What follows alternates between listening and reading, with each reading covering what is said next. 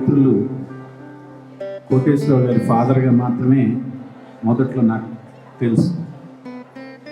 ఎలా అయితే మన చుట్టూ ఉన్న విషయాల్లో గొప్పతనం మనకి అంత త్వరగా కనిపించదో, అలాగే మా ఫ్రెండ్ వాళ్ళ ఫాదర్గా మాత్రమే పరిచయం ఉన్న జింకా రామారావు గారు నాకు ఏజ్ పెరిగే కొద్ది, నాకు సమాజం పట్ల బాధ్యత లేదా సమాజంలో నేను ఒక వ్యక్తిగా మూవ్ అయ్యే కొద్దికి చుట్టుపక్కల వాళ్ళ దగ్గర నుంచి ఆయన గొప్పతనం తెలిసే కొద్ది నేను చాలా గర్వంగా చాలా గొప్పగా ఫీల్ అయ్యే సందర్భం.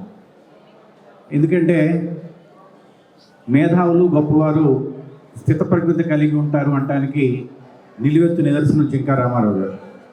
ఏ రోజు ఎప్పుడు ఎక్కడ కలిసినా ఎలాంటి సందర్భంలో కలిసినా వారి దగ్గరికి వెళ్ళి అంకుల్ బాగున్నారా అని విష్ చేయగానే చక్కని బ్రైడ్ అండ్ వైట్ స్మైల్, ఎంత మంచి స్మైల్ ఆయన ఫేస్ మీద వస్తుందంటే చూడగానే ఆయన పలకరించినందుకు మనకి ఒళ్ళంతా పులకరిస్తుంది.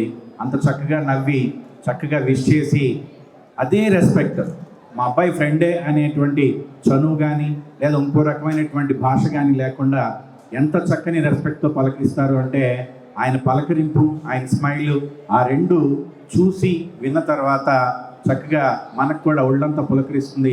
అంత గొప్ప స్థితప్రజ్ఞత కలిగినటువంటి వ్యక్తి. నేను సత్తెనపల్లి దాటి బయటికి వెళ్ళిన తర్వాత మాత్రమే జింకా రామారావు గారికి ఉన్నటువంటి విశిష్టత కానీ ఆయన గొప్పతనం కానీ సమాజంలో చాలామంది దగ్గర నుంచి విన్నాను. అప్పుడు నేను గర్వపడిన సందర్భాలు చాలా ఉన్నాయి.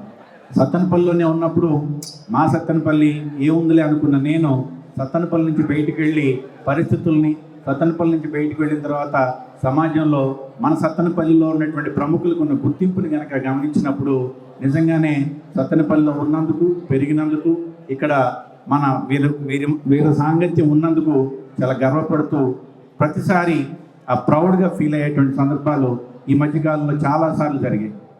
ఒకరోజు ఒక చిన్న ఇన్సిడెంట్, నేను ట్రావెల్ చేస్తూ ఉన్నాను. సో హైదరాబాద్ నుంచి సుమారు ముంబై దాకా ఫ్లైట్లో వెళుతూ ఉన్నాను. నా పక్కన ఒక ప్యాసింజర్ ఉన్నారు. విష్ చేశాను నేను. సో మీదే ఊరు అని అడిగారు. నాది ఆయనకి సత్తెనపల్లి చెప్తే అర్థం కాదేమని మాది గుంటూరు అండి అన్నాను. గుంటూరేనా? గుంటూరు పక్కన ఏదన్నా ఊరా? Sattenapalli. Sattenapalli, I know Jinka Ramarao garu very well అన్నారు. So I was feel proud and that. So Jinka Ramarao garu అబ్బాయి నా క్లాస్మేట్ అండి. అంటే మా నాన్న ఎవరైనా పొగిడితే, మా నాన్న ఎవరైనా గుర్తిస్తే ఆ రోజు నాకు ఎలాంటి అనుభూతి కలిగేదో ఆ క్షణం నాకు అంత గొప్ప అనుభూతి కలిగింది. సో ఆ రోజు తర్వాత నేను ఇమ్మటనే వెనక్కి రాగానే రామారావు గారిని కలవడానికి ప్రయత్నం చేశాను. సో అనుకోకుండా కలవడానికి కుదరలేదు.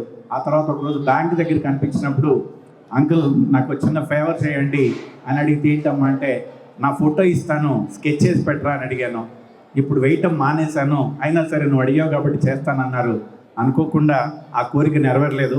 ఏమైనా సరే సో రామారావు గారు లాంటి గొప్ప వ్యక్తి, విశిష్టమైన వ్యక్తి, అలాంటి వ్యక్తి యొక్క నైపుణ్యం కానీ అలాంటి యొక్క గుణగుణాలు కానీ మనం ఎప్పుడూ కూడాను స్ఫూర్తి పొంది మన ఆ లెగసీని అలానే ముందుకు తీసుకెళ్ళాలి.